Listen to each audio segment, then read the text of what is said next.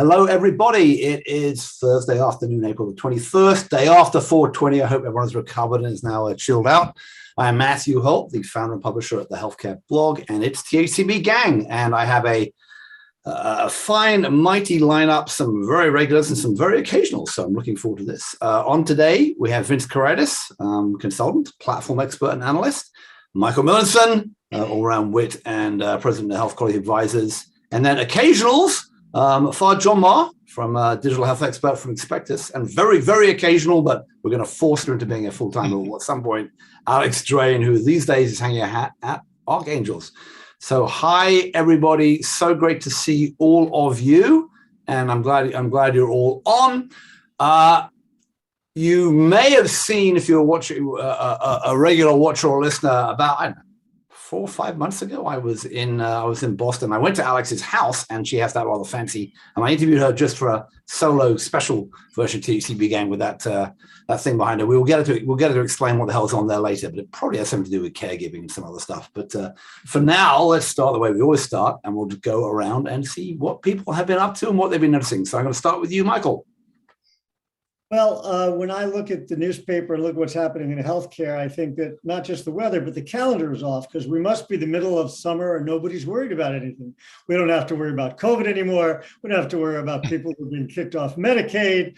We really don't have to worry about healthcare costs, particularly. All will be taken care of, except the only thing that I guess there was some worry this week was that if we have our wearables and they tell us we're having heart issues, it might not actually be true. And so it's sort of interesting that there's this interregnum. At the same time, when you look at the constant pace of innovation from some of the startups in digital health, it's just really interesting to see the gap between what the public policy people are talking about and what's happening out there, in the real world. And we shall see when they catch up with each other. So that's kind of what I'm looking at, along with there's some reports coming out on patient safety and the fact that it's gone kaput after COVID, but really, why should we worry about the fact that infections are up, says the CDC, the Professional Infection Control Society, CMS, the data people, because it's summertime, at least in the mental model of some people it is. So we shall see. Summer is backwards. Where I live in California, it started raining and snowing again, having been, completely clear and having had no rain and snow for the whole of the winter. Should actually be up in Tahoe skiing. Talk about being up in places where you can go skiing. Vince. Hey, I'm sure that almost all of us are aware one of the biggest issues that healthcare organizations are facing today are around staffing, attracting, retaining them. And I ran into a really interesting study, which I'm going to share just the headlines of this week, and it was kind of counterintuitive. The study was done by Class Research, KLAS. I suspect that if you're in healthcare, you would recognize them as a health IT research organization that asks about virtually every kind of healthcare technology. They do pretty good work. So the question that they looked at is the correlation between or one of the issues they looked at was how likely are you to leave or stay based upon how satisfied you are with your electronic health record. And among those who were very satisfied with their EHR, only 12% said that they're likely to leave. And of those who were very dissatisfied, 34%, or almost 3 times as many, said that they're likely to leave. The broader findings, which I thought were fascinating, I would have thought that a main driver of why healthcare workers are leaving is because I'm going to get COVID. I don't want to be in this environment. But surprisingly, that's really at the bottom of the list, and it's much more around organizational environment, culture. Do the people in the organization care about me? Do they have technology that helps me do my job or get in the way? And again, the headline is just fascinating around EHRs. If you're dissatisfied with your EHR, you're 3 times more likely to leave. A lot of lessons there. Good food for thought. Yeah, I saw a a note, I can't remember where it came from, but it said like 45% of people in healthcare were planning to leave their jobs. I've seen even higher numbers. I've seen it up to 75% in the next 5 years.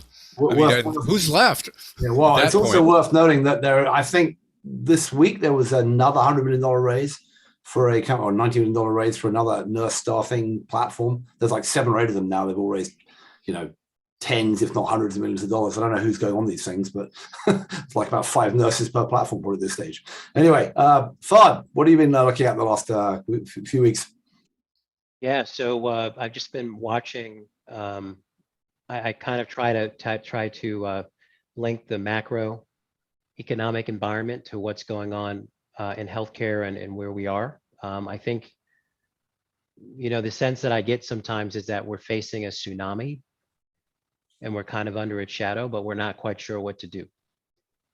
So we have inflation, we have housing crisis, we have an still emerging healthcare crisis, we have a staffing crisis, and I feel like we're kind of in between one era and the next, right? So we came out of the COVID era, meaning that the pandemic is not over, but I think a lot of people around the world have kind of decided that enough is enough and they're over it.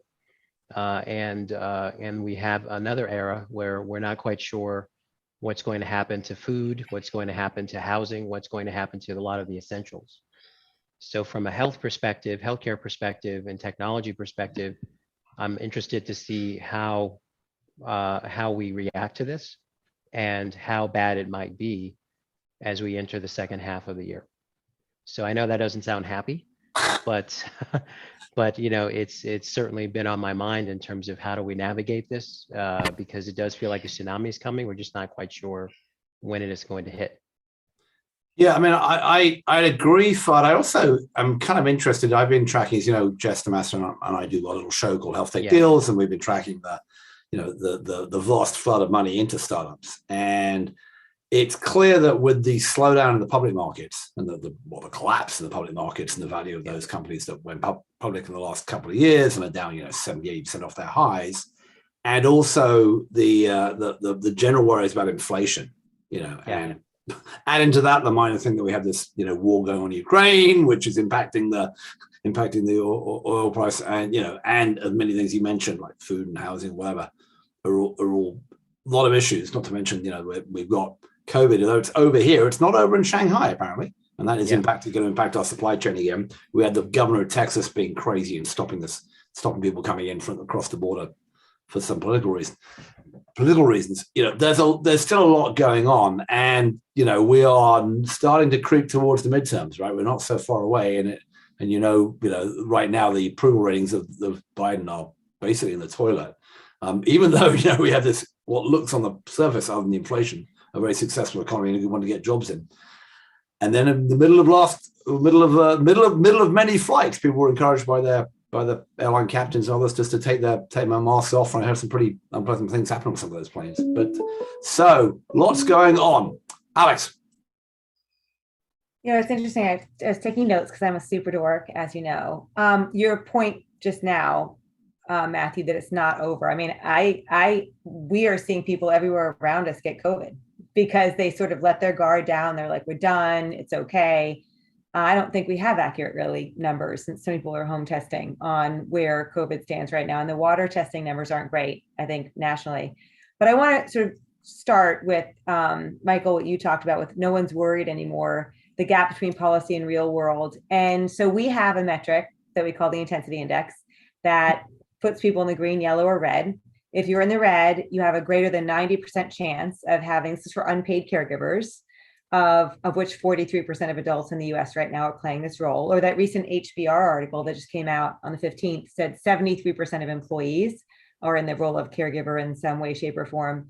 So it puts you in the green, yellow, red. If you're in the red, over 90% risk of having a significant mental health impact, anxiety, depression, TSRD, COVID-based TSRD, suicidal ideation. Before COVID, 8% of us were in the red.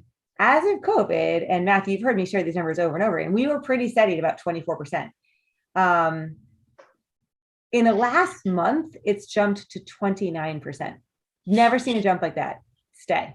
And we just ran through all the reasons. I mean, I think if you're lucky enough to not be buying milk and really worrying about the price of milk, then inflation isn't hitting you. But for a lot of the people that we interact with on a regular basis, inflation is real.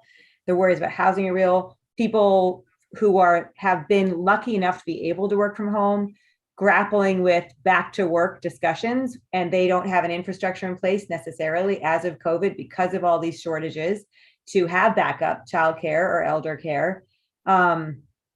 I think there's environmental concerns. I think people who have felt okay pretending for a long time that, the environment's fine, we're hearing for the first time are actually like, oh my gosh, this is an issue. The issue of environmental cultural impact on healthcare is very real. How do you do home care if you have no AC, if you can't open the windows because smoke is coming in, if you don't have a generator, because most people don't? And I'll add two more. One is my son, Matthew, my beautiful Leo, 15-year-old boy. My dad, who's 81, moved in with us recently. And I was saying to Leo, Leo, when I'm 81, I'm moving with you, baby. And then eventually, you'll care for me and you'll have to wipe my bum and do all these things. And he said, with the most serious face ever, we won't get to that, Mom, because there's going to be a nuclear war. And I hadn't even thought about that component. And he said it deathly seriously. So I think there's an aspect to all of this that in the last month has reached sort of a superstorm place, which is why I think we are at 29% of people in the red. Couple other quick things I wanted to share to that end. One relates to double duty. So when I say 29% are in the red, double duty caregivers are people who are serving as a paid caregiver in their day job, nurse, doctor, frontline worker of some kind, right? So that frontline social worker. And at least 43% are also in this role at home. We see that typically doubles the intensity, and we see that ritualistically. And so I think for a lot of these folks, they're exhausted.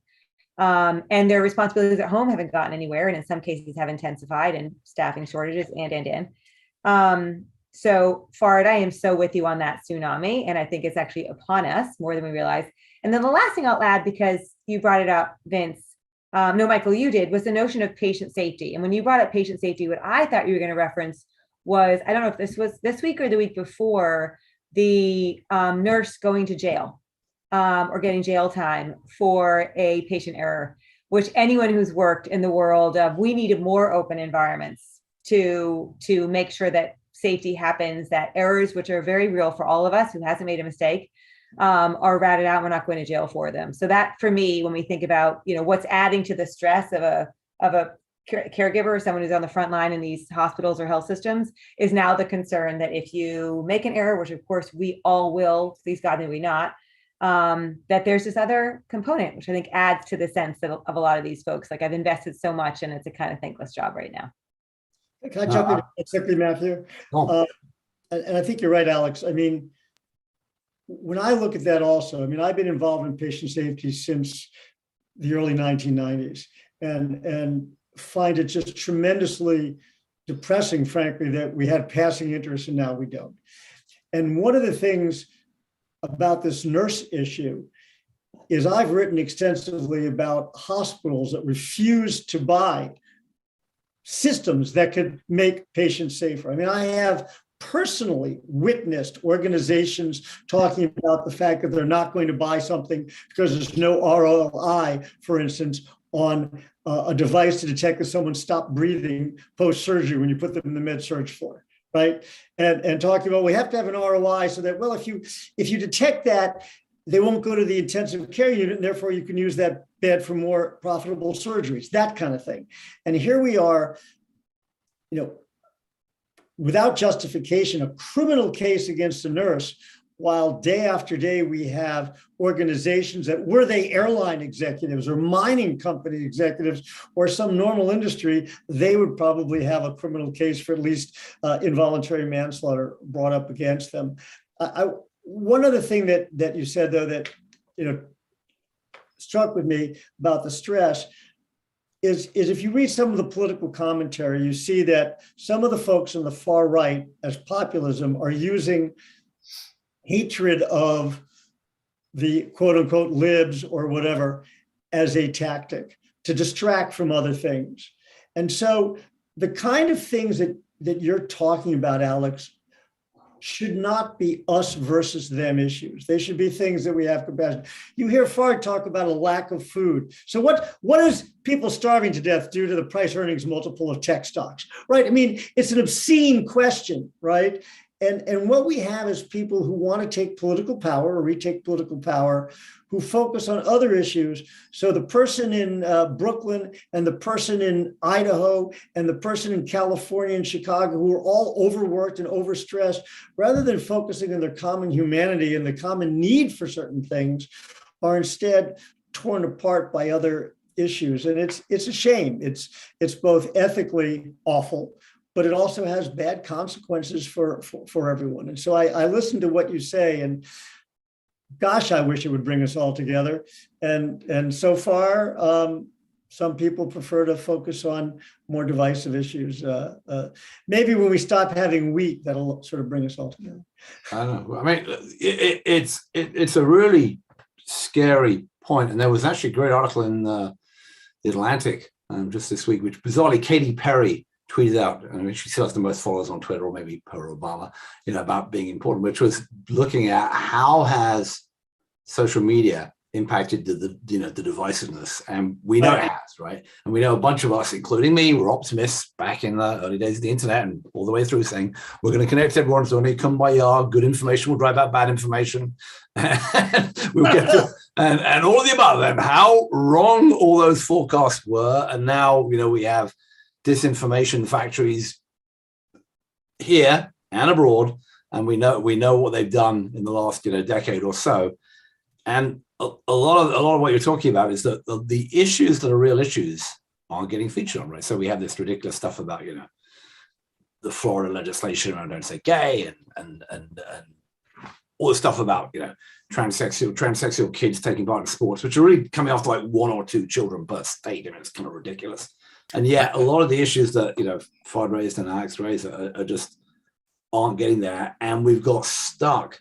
They look like, a year and a half ago, looked like we had a real chance at getting some legislation to change some of the social care fabric of the country and start putting some of this stuff in some of those bills. It's all got incredibly stuck and doesn't look like it, and it looks like we're going to lose any chance of having that the next few years. So I'm not pessimistic about that. But that's part of what we can do. Like maybe we can go around and share something that makes us feel hopeful, right?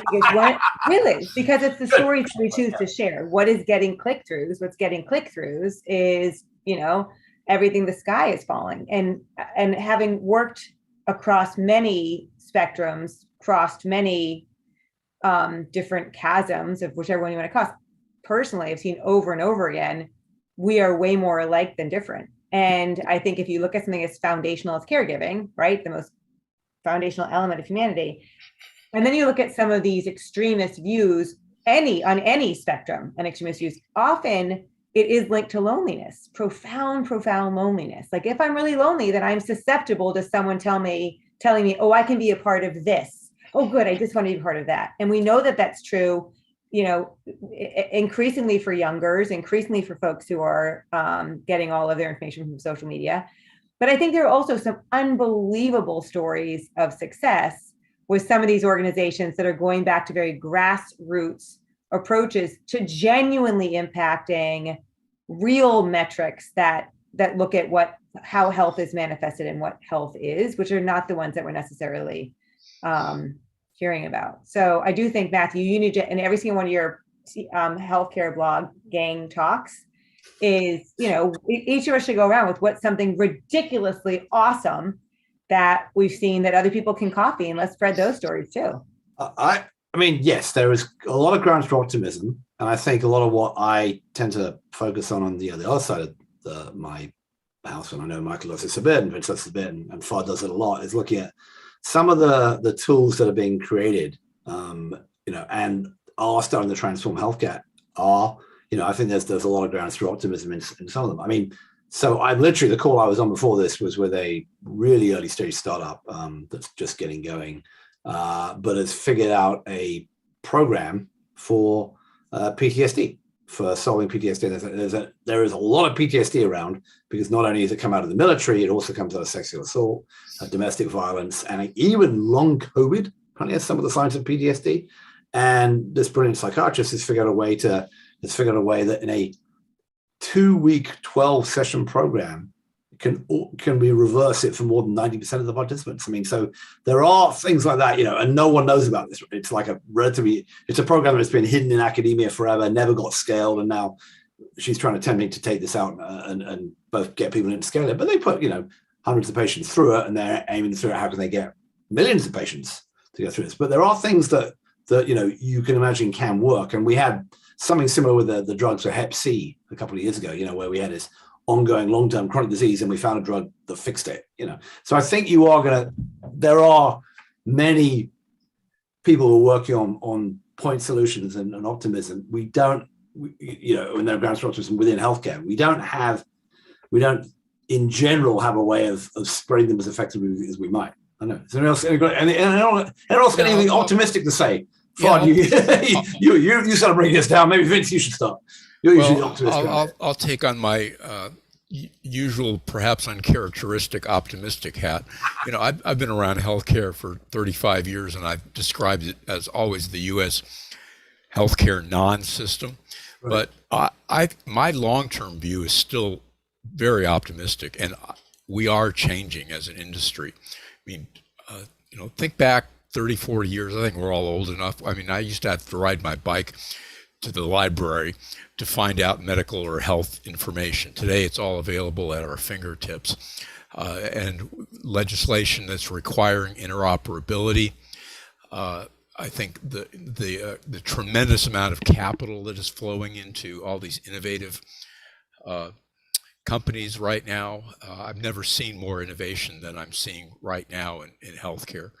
And I mean, we can look at the world as going to shit, or the glass is being half full, and I can see both sides of it. I will say, as a longtime industry participant, I do see that it is transforming, and it's transforming much for the better. Basically, it's beginning to become a system. I do have a snarky comment to add, though, that Elon Musk is going to. If he acquires Twitter, we'll all be one big happy family. Donald Trump will be back on Twitter.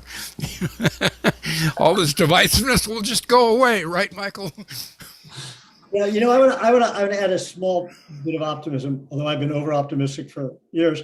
I do think finally we're having the transformation, right? And when I talk to audiences with younger people, this is what is happening, and I don't know how fast it will happen. We all tend to overestimate a decade at least. Right. But the transformation that is going on now in information and information control, that's the key, right, is as significant to the systemness as antibiotics was to the medical care system, right? So Agreed. This is the largest transformation, arguably, since health insurance came around after World War II.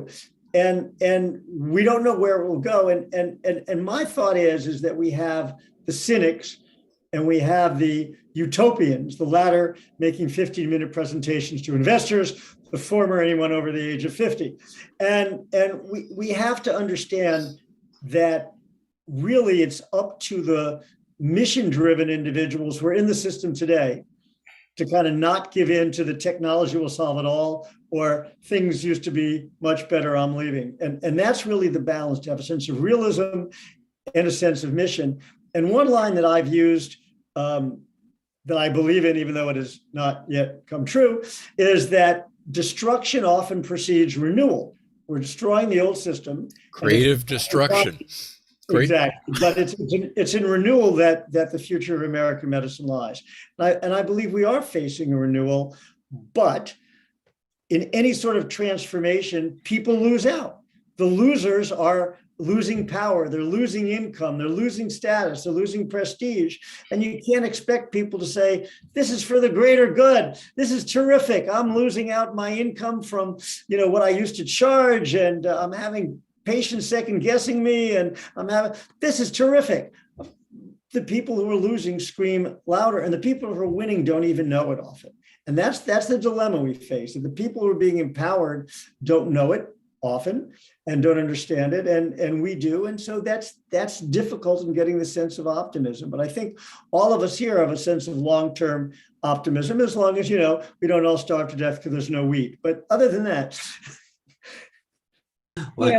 So I mean, I'll just add from an optimistic perspective. I mean, I like to think of from a historical perspective. The so-called Dark Ages, and what happened and during the Renaissance, which was a tremendous explosion in creativity and art. And I see from the pandemic, we have a digital renaissance. We have this explosion in innovation, explosion in ideas, and we still don't know exactly how all of this is going to impact us. If you think about, again, from a historical perspective, if you think about, the Spanish flu and in the 1920s, we're still living in the after effects of this global experience that we've had, where we started to understand, I think, better the value of relationships. We started to understand better the value of having technologies that will enable us to be more efficient in certain ways. We started to understand the value and benefit of mental health. We've started to understand the value and benefit of our healthcare workforce, even though there's a lot of discontent. And so if I think about, if we get past this period, which is a very dangerous period, of course, hopefully we don't have a calamity, and none of us will be having these types of conversations in the future. But if we get past this period, you have to wonder, based on history, what will be the impact of this time, right? What is this time going to be the catalyst for? And I think that there's a lot of things, if we look back at history, that the next decade may be very transformative in ways that we cannot anticipate, and then transformative in ways that are actually very positive for our society. So from an optimistic perspective, that's kind of how I think about it. Is this time is the seed for something, and if we're able to get past the dangers, then we might see something extremely extraordinary happen. I think, and Fard, when you think about, one of the, I've done a lot of work with Bill Novelli through the years, and who, it's, CEO of AARP at one point, Porter Novelli, the agency that did the non-smoking campaign that was so successful. And one of the things he always says is, any good revolution needs an enemy. And sometimes you got to hit rock bottom for people to unite and find strength in being together for something in opposition to what was. And maybe that's Fard. I think I'm with you on that. I love your point, value relationships, mental health, the healthcare workforce. I'd also say, I think if you stopped 95% of people on the street, they'd be like, what are you guys even talking about? Why does it even matter? They don't even care about healthcare. They just like blah, blah, blah, blah. And I think where transformation is going to happen is, well, people in healthcare are like, oh, the cost of health is going up. This is bad, bad, bad. Everyone, every other industry is like, look at the only industry where it just keeps growing. That's fantastic. I'm going into healthcare. So we've got all these brands who actually understand customer service. Like I'm in so many caregiver situations right now where I am not a big crier. I usually cry only when I'm very, very, very mad. And the alternative would be to hit somebody or something. And I don't believe in doing that. I have cried at least 4 times in the last 2 months in a healthcare situation because of the way I have been treated, or the person, even worse, that I love has been treated by someone who's getting paid to do work I'm not getting paid to do. And I'm there with someone who's about to get a test that's scary in a room full of people who are terrified with a person who's just out and out mean. Like, guess what? Not allowed. Can't do it. Customer service matters. So I think what we're going to see is more and more things wrested away from what's traditionally been called healthcare, provided by individuals, organizations that understand that what you want to do is provide a service. And of course, like, the average person cannot perform brain surgery, but within reason, a lot of the stuff that people need doesn't have to be owned by the healthcare system anymore. And I'm incredibly optimistic that what we define as health, who does it, where it happens, how it happens, that's where the transformation is happening. And if people in healthcare don't start being kinder, start solving problems that real people want solved, they're going to lose their opportunity to serve people because the business is going elsewhere. I think there's a lot in that. Let me just quickly respond, Michael. I got you. So there are two things that have been circling. One is we have to go through this transition period, right? And whether it's in health or in, you're seeing some other industries doing it. The most obvious one right now is electric cars, renewable energy. That transition period has started. We know we know what the future is going to look like at some point relatively quickly. With the end of this decade, there'll be almost no gasoline powered cars being provided. Gas stations are going to go away. We're going to find it's going to be a very different future, and hopefully the renewable energy one will put people like Putin and the Saudis out of business. Meanwhile, though, the death throes of those old regimes don't go anywhere, right? The oil price has gone back up because people are still using gas and oil, and it's being cut off. We're still seeing, all the other issues that are going around, and we don't quite, people have trouble looking more than a few months ahead. So we can't say that it's all going to be great in 5, 10, 15 years is all well and good. But we still have that issue. And you still have the same thing in the healthcare system. We can all name, Vince has been talking a lot about platforms. You can all name sort of market entrants coming into healthcare. Your great buddy, Marcus Osborne at Walmart was doing this. It's not always smooth sailing to come and bring these other ideas into the healthcare system. It's not always going to work immediately.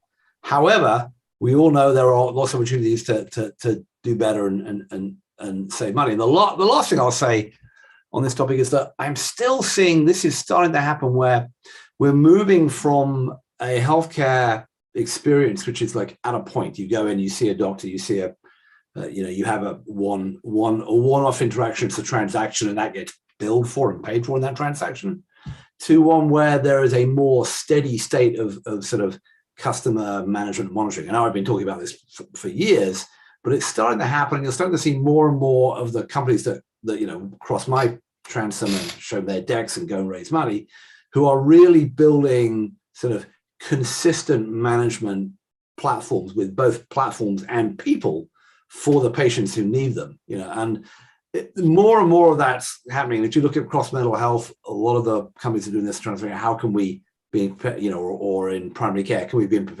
perpetual touch with the patient whenever they need us, rather than once every 3 months and then just kind of ignore them for the rest of that time. And it's coming, and yes, it's going to be a real struggle for the current healthcare system to adapt to that, but it's coming, but it's certainly not here yet. So I'm so the people who are going to be mean, Alex, are going to be mean for a while longer, but eventually, that's not going to be acceptable, and someone's going to figure out how to manage somebody across the long term.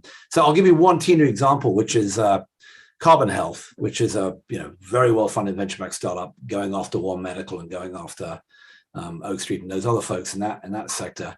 And they started with urgent care clinics, which is like a one-off thing. They got into the COVID, did a lot of vaccinations and testing. Then they now have primary care, which is a perpetual high-touch primary care. And they just bought a company they bought a company last year called SteadyMD, which is kind of like a Livongo gluco diabetes management program. And you can see there, whether or not they're the right one, you can see the train of thought is that how can we spend as much time in connection with the people who need us as possible and treat them better than they were treating the current system. And you're seeing examples of this across healthcare, seeing kidney disease and cancer, across the board. So there is room to be optimistic, but the old world is going to spend a long time before it goes away. And hopefully the old world doesn't release nuclear weapons on us while it's doing it, which come back to what Leo said, is not completely out of the question. I would agree with you, Matthew, real briefly. And also we have to remember, as I heard what Alex was saying, on the one hand, it's terrible to be in that situation of someone who's just absolutely terrible. And then you think of the choices that you have. So remember, before we had streaming, you have cable, and there's like 2 companies that have the franchise for your town, and they're not really competing. One's terrible, the other's awful, right? Well, it's great to talk about healthcare consumerism, but most of the time, unless you're in a Medicare fee-for-service or something, you're in a network and you can't leave the network, right? So they're worried about the reputational value from the ratings in terms of being chosen, but as an individual, you don't have a choice. The second thing is you're sick, right? And so you go up and you get up to the MRI, you know, and you're worried you have a really severe disease, and the technician is mean to you, or they make you wait. You're not going to say, you know what? I'm going to get my MRI elsewhere. I don't care if you think I have a brain tumor. I'm just going to wait another 6 weeks and go to that hospital across the street and see if they'll scan me. You're sick. You're vulnerable. You put up with the service because, you know, maybe they're the only ones in your network. Maybe you waited 6 weeks for the appointment, right? And it's not that it's right, but, you know, when people talk about consumer power, it's limited depending on this on the situation. Let me answer that with an extreme example, which I think COVID, the data showed that's, at least for unpaid caregivers, for whatever reason, not true. They don't go into the healthcare system. Like, right. They are avoiding care. If you look at the influx. Right. But they're avoiding it. But if you need something, you know, a relative of mine needed heart valve surgery, right? He did all the shopping and everything else like that. And then he finally picked what he felt was the absolute best surgeon. Yeah. So he went in and he said, how large are you going to make the incision? And the surgeon looked at him and said, as large as I think is necessary. End of empowered consumer. But that's we can always find extreme examples. Let's go back to the MRI example. There are choices. People do have choices, right? They're like, screw you and the $2,000 MRI. I'm going over here for $200 and I just got it for Wednesday night at 7:00. So I do think, yes, there are things where you can't, but there are increasing examples where you can. Right. And I did that actually. My wife needed an MRI for, it was a CYA thing, right? It was like just somebody ordered it. And the healthcare system was, you know, you can have it X time. And we went exactly to one of those portable places and they were courteous and they were nice and it cost a lot less. The problem is when you're in, you know, as you go up the scale of being severely ill and you encounter people who are mean or whatever and not the choices. So I agree that the situation is going to change, but it's going to take a while. And, you know, it's like. And Michael, I know you also agree that it's unacceptable and hospitals should be taking to task. First of all, they should be treating their employees. There's a reason she was mean, right? When someone came out and was like, oh my gosh, and I happened to be on the board of this particular place and they were like, oh goodness. And I was like, don't be mad at her. Somebody sit down with her and say, are you okay? Right? Clearly you are incredibly stressed out. It's not in someone's nature to be mean. So the solution is for health systems who have incredibly rattled, exhausted, you know, frustrated employees, care for them, right? So I think there's things that these hospitals, these health systems can be doing to keep that front line from being as frustrated as it is. Well, it goes back, and I'll shut up. It goes back to when you started talking, Alex, about the people and the stress, and what everybody here has said is, how do we bring some empathy back into the system? And it's really, and that's in our politics and a lot of other things that people, and the social media kind of stuff that was brought up, is bringing back some empathy.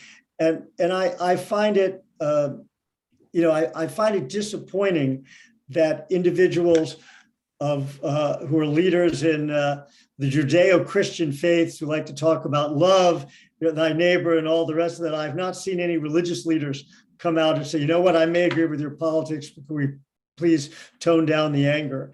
And we're just not getting that in our society. It's kind of empathy you've talked about, the kind of social media stuff. And, you know, we are conditioned biologically to be aware of danger, because you got to know about the saber-toothed tiger, not about the peaceful grazing cow. But that's driving us into a bad place. So, Alex, you have my vote. Love for everybody. Done. So let me switch the conversation a little bit, but I wanted to go to that point. So there are, and maybe, you know, Fard, you might have a comment here, that I've been struck by how many companies, I said this earlier, how many companies, I think there were 6 or 7 now, have been funded for like at least 50 million, in some cases a couple $100 million, to deal with like nurse staffing. I'm hearing about companies and hospital systems starting their own medical schools or starting to train nurses or the rest of it, and realizing that we have, you know, an ill-equipped workforce. Meanwhile, we haven't got close to figuring out, issues like daycare and support for caregivers and all the rest of it, which is like hitting this, which is exacerbating this crisis. We do have people obviously shifting to higher paid jobs and going to work at Amazon or whatever instead of being nursing aides, right? Which is putting more pressure on people left behind, which is why they're coming out and shouting at you, Alex. Is there, I don't know, Fard, you're saying on the tech side or the delivery side, or Alex, you're seeing this on the sort of the caregiver side. Are there any real approaches that are happening where people are looking at this systemically and going, okay, how do we fix this all together? Because we know all hospitals are screaming about it. We know employers across the board can't find people, at least can't find people at the wages they want to pay. I saw a whole thing on NPR the other day about teachers for special education in Indiana, and they just couldn't find anybody, and then they were like letting people in come off the street, basically teach the classes because they were just so desperate. Do you see any sort of system-wide solutions in any of the stuff you're looking at, Alex or Fard, which is moving towards this? Or is it just we build a tech platform, we're all running after the same, 28 nurses? Fard, I have a lot of thoughts on that, but you go first. Actually, I'll have you go first, and then you can. Then All right. Yeah. Think away out. I'll have thoughts too. I think what we're talking about is a very privileged conversation about 1% of the population that knows about these technologies, is involved with these technologies, could ever utilize these technologies. And most of these very, very heavily funded organizations, I'm going to say something extreme and unpopular, I would say almost like privatizing what has been a public health infrastructure. And a lot of money is accruing to these companies. Value is not going back to that low paid or unpaid caregiver. So I think revolution comes from things like that, right? Which is a let them eat cake mentality. This is awesome. Look, we've got even more money than we did before. Yay, we're such a success. Valuation does not make you a success. I think it's funny when I'll say like, how is your company doing? Because I'm always sure that we're failing. I'm always insecure. I'm always paranoid. I'm always panicked. As you know, like Matthew, I'd be like, how's your company doing? They'd be like, we're doing awesome. I'm like, oh my God, tell me. And what I'm expecting is, we just impacted 2,000 people with cardiovascular disease and, they're back to work or they're this or that. Never. I challenge each of you, try this exercise for fun. Oh, really? Tell me what's going well. We just raised $180 million. I'm like, what does that mean? How is that you're doing well? Right. So, and you need to raise money for certain types of problems that you're solving. Absolutely.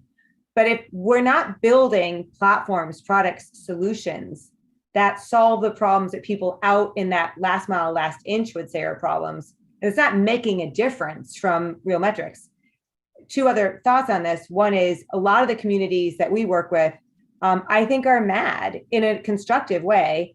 And they're not willing to be the poster child. Look, we went and did like a favor for this rural population and we zoomed in and you're our case study and we're going to talk about it everywhere. But of course we leave you behind worse than you were.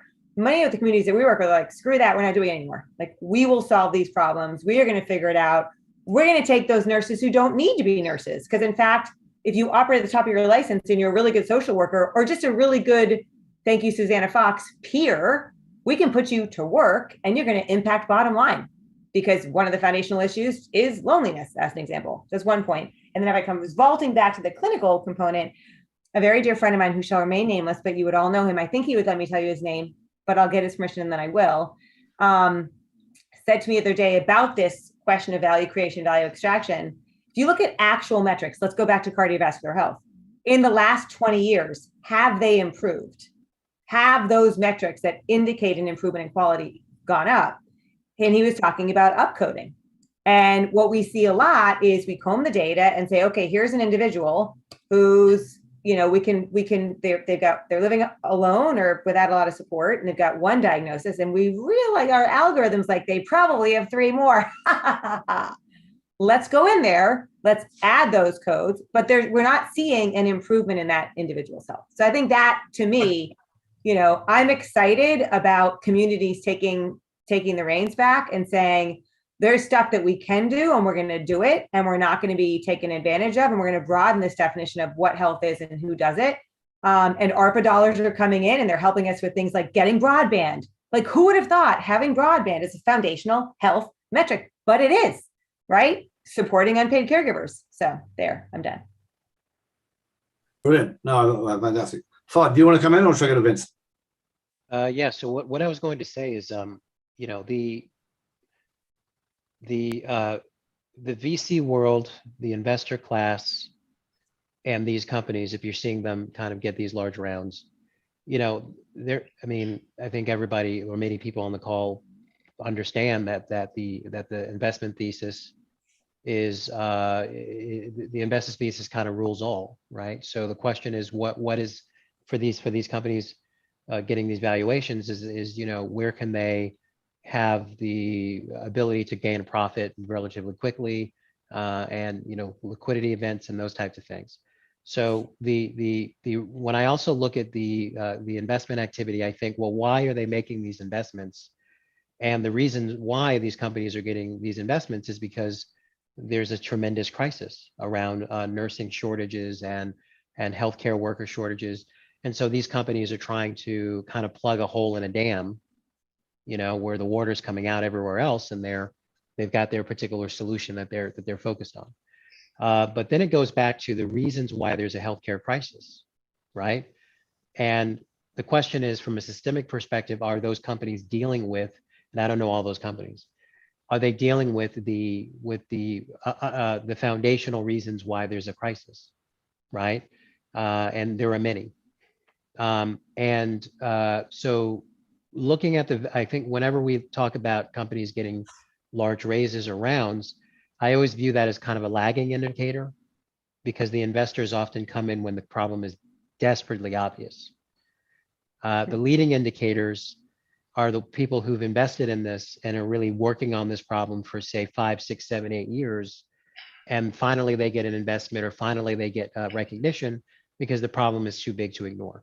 So back to your question about whether or not there are companies dealing with this from a systemic perspective, I would say that there probably are companies dealing with it from a systemic perspective, but they never got to the time of day because the ROI for healthcare organization to focus on that was never apparent until they started losing a lot of healthcare workers and couldn't even operate. So that's kind of my perspective on that. Vince. Yes, I'd like to add try and describe the trend I'm seeing here from the vantage point of someone who works with companies around platform strategies and platform business models. You mentioned, Matthew, companies, lots of them getting $50 million raises. A company called Commuter got $500 million recently. And, you know, Michael, you mentioned, I think the underlying dynamic in healthcare is it's very fragmented. So, you know, the bigger trend is we're seeing a decade of consolidation, M&A. We haven't seen mega platforms in healthcare yet, but come back in a decade. We haven't seen super apps yet in healthcare, but look in China, where there's companies like Ping An and Tencent. You have one app and you don't have to go to separate apps to buy your car insurance and to check your finances and your healthcare. It's all over. It's all in one app. That's because they're communists, Vince. Well, it helps the government as well, so they can just look at one app and see what you're up to. So I'll give a non-communist example here. I mean, in Australia, they're experimenting with a national personalized health record. In another platform model, in Estonia, which has probably some of the most advanced digital health innovation that we've seen across the world, another place to understand what they're doing with platforms. And there tends to be in many markets a winner take all type of dynamic. So there's not going to be 50 platforms that are likely to be successful in nurse staffing. It may not be one, but it could be 2, 3, 4. It's a monopoly, or it's a very concentrated type of marketplace. The world is changing, and I'm going to be fairly neutral because I'll acknowledge, as Jeff Goldsmith pointed out in an earlier session, there's certainly a dark side to platforms. But I think basically it's good. I mean, the problem we're trying to solve is the fragmentation, and getting the various pieces of healthcare to be able to connect and to get, information shared and to get workflow shared across different healthcare providers. Again, that's pretty optimistic from my vantage point. Let me add two quick thoughts. One of the things that's bothered me for a number of years, even before COVID, when we talk about nurse shortage, some of the other things, is education is the key to health, right? We like to do upstream, and we have inner city schools and rural schools which are failing. What would happen to health if we invested some of that money in them? Or simply, I think of potential nurses going into some of the Catholic inner city schools here in Chicago or some of the rural schools and places like that. And why not address some of the education issues and some of those other issues? And I've never seen, for instance, here in Chicago, some of the really struggling inner city hospitals. Do they try to go to some of the Catholic schools nearby or some of the other public schools and have education, have help, and tell some of those people this is possible? And so I think that, back when there was such a thing as moderate Republicans, Representative Jack Kemp of New York, who as a former quarterback had obviously worked in an interracial environment, talked about the fact that letting racism and a lot of those issues fester was bad economically for the country. And I think that we're ignoring a lot of the workforce and other potential of both inner city folks who are minorities, whites in the rural communities as well. And that doesn't seem to come up as education and also just recruiting people. The last thing is when you talked about the loneliness issue, Alex, I think that I hope that someday our society is not judged on its decline by the fact that there are for-profit companies to relieve loneliness, and that Medicare Advantage plans look at the ROI on relieving loneliness for certain individuals and then see whether or not that has an ROI in terms of their reimbursement and avoiding medical expenses. The fact that even sending someone, clothe the naked, feed the hungry, if there's of course an ROI on it, and we'll put that in the healthcare budget, is to me one of the saddest things that I've seen. And with all due respect to all those platforms, it would be nice if they were unneeded, because we actually address some of these social issues in a way that will help us. The compassion will have an ROI, even without a social media platform. It's interesting. Matthew, I think there's two people you have to bring on this topic to continue this discussion if you haven't had them already. One is Esther Dyson. All know Esther Dyson. Cool. And what Esther has done is said, we keep having a top-down approach of, hey, community, we will fix you doing this. Right. And she goes to the communities and says, hey, communities, what do you want to do? We are here to support you. And a lot of communities say exactly what we want help with education, right? Can you help us get our kids better educated? What can we do? And then that community, because they are invested, they work on it and they own it and they do it. Another community might say something else. So I think Esther would have a lot to add on this. And then the other person is a guy named Aaron Perry. Do you guys know Aaron Perry? No. So Fard, this goes to what you were just talking about. Aaron goes to a barber shop that has massive foot traffic from men, especially in more disadvantaged, underserved areas, health deserts and food deserts, and uses that moment that individual, they're going to go get their hair done, right? That's a bright spot for them. To have someone trained to come in and look at evidence of diabetes for feet, or let's get your blood pressure done, right? They build essentially a clinic on the back of the barbershop. That's a bright spot for me. That's an example. Now, so far, huge money hasn't come into that because that's a local, that takes time, that takes slow and steady. But I do believe those are the kind of revolutions that will happen, is we'll realize that the people that we're trying to serve, they know what they need, they know what they want, and they're beginning to solve these problems in innovative ways like Aaron Perry is with barbershops. Yeah, there's a similar idea. Company called Fabric Health is doing it at laundromats. Yes, exactly. Love Fabric Health. The challenge, as much, but it goes with what Michael says, is that we have spent 30, 40, 50, 60 years doing this. We're essentially commercializing and privatizing stuff that used to be much more community-based. And there's a lot of good that comes out of the innovation doing that. There's a lot of scale, and there's a lot of ability to more technology to do that. But, you know, you were talking about, oh, you guys obviously mentioned, didn't mention the word, but the company Papa, which has now raised hundreds of millions of dollars to essentially, you know, to sell the Medicare Advantage plans, people who are there to go and deal with loneliness and help support, you know, and sort of formalize things that perhaps were done by kids and neighbors and informal caregivers before.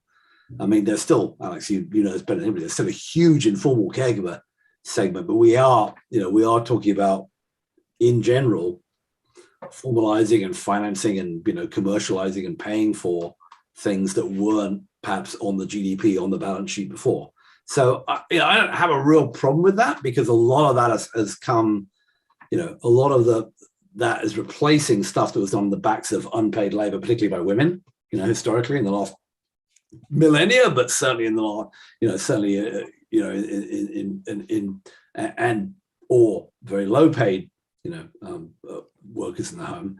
And I think it's a big pity that Biden couldn't get that social care and at home care piece through, because, you know, I'd like that to be recognized. Whether for-profit venture-backed organizations are the best way to deliver that kind of in-home care, I don't know. And let me say very clearly, the companies that this individual that I was talking to mentioned did not include Papa. And, you know, from what I am a huge fan of companies coming in and formalizing the ability for someone to be recognized as having a skill that helps somebody be less lonely. And I would also offer, there's another person who's at this table, which is the people who run AAAs or ASAPs, whoever you want to call it. Like, there is an infrastructure that exists, and a lot of those ARPA dollars are going to these, you know, community-based expert areas so that they can, you know, deliver better on the promises originally of what these community-based systems would do. Amazing. All right. Well, we are almost out of time. So I'm just going to do what we do at the end of each THCB gang and quickly go around and say, what are people expecting, looking at, and doesn't have to be related to that amazing conversation we just had. What are people looking at for the next couple of weeks and what they think is going to be a big deal? So let me start with you, Michael. Well, after today's discussion, I'm looking forward to another week where I have food on the table and not a nuclear war. So, I mean, I've heard a lot of optimism. No guarantees on the latter or the former. Here today. You know, I think as unfashionable as it is, we're going to see what happens with COVID, whether it maybe not in the next week, but whether it comes back with some of the large hospitalizations. And I think we're going to come back to having, you know, really now more focus on what the tech companies can contribute as some of the stock market valuations collapse and we see who's got real contributions. So I would agree with Fard that we're not yet out of the dark ages, but you know there are some hints of light, and I think we're going to still go through some rough periods before we are clear about that. But I think that you know, maybe getting rid of some of the fluff would be a good thing. Fard, what are you looking at? Yeah, so you know, just continuing to look at what's going to happen with the supplies, with healthcare shortages, seeing how hospitals deal with any resurgence in COVID, with whatever variant is next, and the continuing, I guess, battle from a public health perspective to try to continue to be vigilant against COVID versus a lot of people who frankly just want to say, okay, this is part of our lives now. Let's just get back to as much normalcy as we can. So that's what I'll continue to look at. Vince. I'll share an announcement of for your calendars, a conference that I've been working to help put together for July 13th, the first event we're aware of on healthcare platform strategy and business models. The sponsor is going to be the MIT Initiative on the Digital Economy. It'll be held in Boston. My colleague Randy Williams and MD and I will be doing a keynote. We've also confirmed a keynote with the always demure Jonathan Bush, previously We'll see it. We're putting bets on whether or not he comes out in his shorts. It'll be, and then we'll have 3 panel sessions. So it's July 13th. It's a preface to the next day's event, the 10th annual MIT Platform Strategy Summit. It's a online and in-person event, and hope to see many of you there. Fantastic. Look forward to that. That sounds exciting. I'm working on some events in the background. I'll announce them at some point somewhere in THCB. Alex, give us the final word. What do you think? I'll first of all, thank you guys. It's such an honor to be able to think with you guys. You have my brain going all these different directions. I think I want to end on 2 points that come back to what we opened with, Matthew, before we were filming, which was Susanna Fox. And we were going to have Susanna Fox fan club keeps going. Love you. But one of the things Susanna talks about a lot is peer-to-peer. And I think an unbelievable asset that we have is our peers and people who are expert in things, don't need degrees. And so the next thing, Susanna wrote an incredible blog this week that if you didn't see it, you should go check it out, on unpaid caregivers. And we should be putting on our resumes. We have something called Archangel's Work that helps people do this for free, that we've been an unpaid caregiver because it delivers invaluable skills. And if you're an employer, who should you be hiring? You should be looking for someone who has been an unpaid caregiver. I love the quote from Starbucks. I can teach you how to make a latte. I can't teach you how to care. And unpaid caregivers, they are financial assistants. They are innovators. They have to solve problems. They are project managers, right? They are extraordinary in these skills that they have. And so for me, what's giving me hope is, again, I think a theme of this discussion today is when things are really, really broken, then things begin, people have to solve them. And I think that untapped workforce that is the invisible backbone of our society, which is these unpaid caregivers, is an area we're going to see unbelievable innovation happening in ways that doesn't just do it on the back of that unpaid caregiver, but deliver some of that value back to them. Bravo. Yeah, it's great optimism. I'm looking forward to that happening. All right. So with that, we are out for this week. This has been the THCB gang. It has been episode 88. Come on, little machine. There we go. My guest this week, Vince Kuraitis from the wilds of Idaho, Michael Millenson from the gritty inner city of the suburbs of Chicago, Alex Drane from some post-age industrial town somewhere up in Massachusetts, and Fard Johnmar from the gritty mean streets of New York City. I want to thank all of them for coming on, having a really enlightened conversation. It has been a real pleasure having you all on. Thanks to those of you who are listening either live or on the podcast later. This is Matthew Holt signing off and saying thanks for listening to THCB Gang. We'll be back next week, April the 28th, with another fab panel.